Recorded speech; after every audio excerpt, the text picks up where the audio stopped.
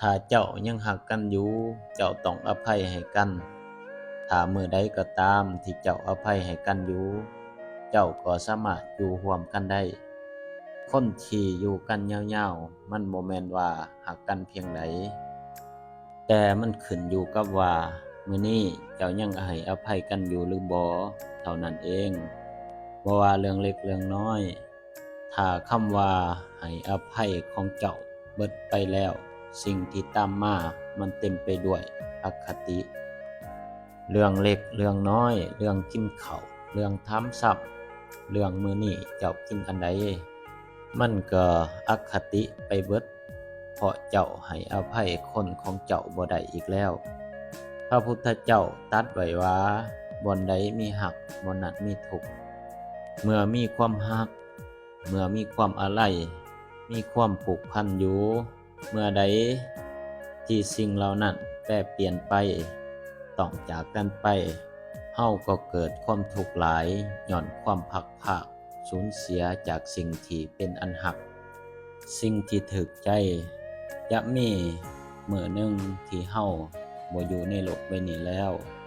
และต้องถิ้มทุกอย่างถิ้มญาติพี่น้องวัตถุเงินคำทรัพย์สินเงินคำสิ่งของต่างๆถิ้มปะหมดนั่นคือทุกคนกำลังเดินไปสู่การแตกสลายแต่ก่อนจะตายนั้นเฮาเคยคิดบ่ว่าจะแก้ไขว่าบ่ตายจะเฮ็ดแบบใดบ่ว่าจะจากเป็นหรือจากตายให้จื้อสิ่งหนึ่งไว้ว่า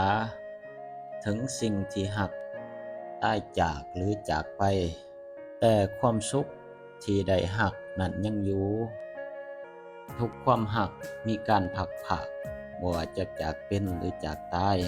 ถ้าเฮามีคนที่เฮาหักตายจากเฮายังเฮ็ดกุศลเพื่ออุทิศไปหาได้คนหักที่ตายจากบ่ว่าจะเป็นพ่อแม่ญาติพี่น้องหรือไผก็ตามแต่ถ้าว่าจากเป็นจื้อไว้ถ้าเฮาไปจมอยู่กับสิ่งที่เฮาคิดเพราะเทื่อใดเฮาก็เศร้าใจทุกเทื่อแสดงว่าสิ่งเหล่านั้นมันยังคาในใจเฮาอยู่จงกลับมาเบิ่งใจของตนเองเขาจากเฮาไปบ่แม่นเพื่อให้เฮาตาย